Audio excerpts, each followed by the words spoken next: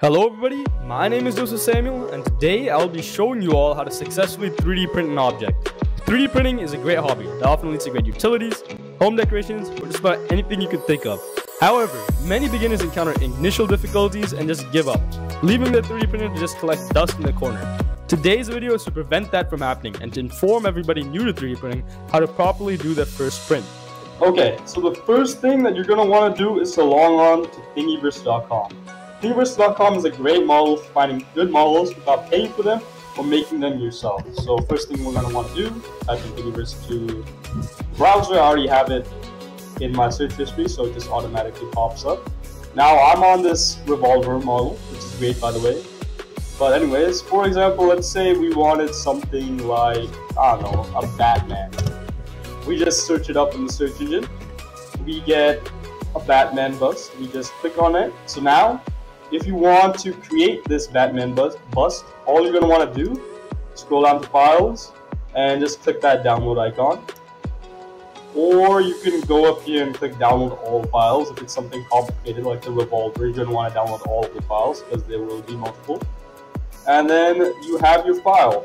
This leads on to the second step. Now that you have your STL file, the next thing that you're going to want to do is to install a slicing software, which slices the files into code that your printer can use.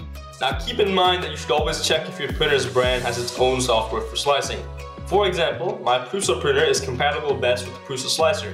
However, as far as I have observed, the software Ultimaker Cura is the easiest to use and has the widest range of printers available out of any slicer application. Now I'll be showing you how to successfully slice your STL file. Simply open your slicing software. In my case, this is the Prusa Slicer software. Then, if it's your first time using the software and you are using a multi-printer software, select your printer from the list of pre-selected printers that will appear. Then simply drag in your STL file. So in my case, let's just get a random STL file I have lying around. For example, mini sabertooth sabers.stl. We now have the STL file here. You can feel free to look around and all of that.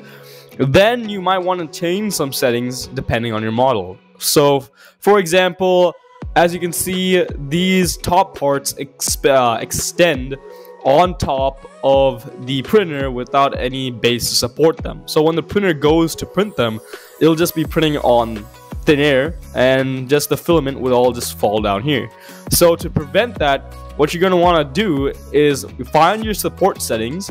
So for every different software, this will be in a different area, but for Prusa Slicer, it's on the right hand side.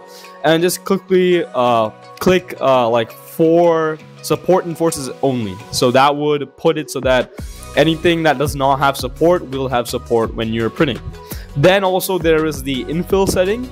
So lower infill means that there is less time to print and the print is more spongy, meaning that if you drop it, it won't easily break.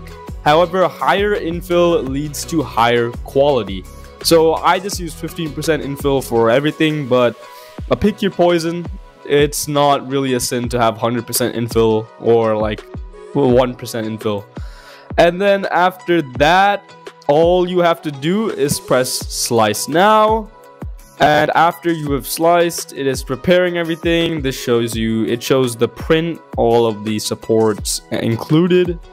And just click export G-code and just export it into a thumb drive, and then you're ready to move on to the next step. Next, simply bring the thumb drive and insert it into your printer.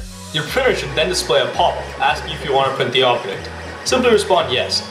Remember to clean your printer with a rag and light amounts of isopropyl alcohol before and after each print.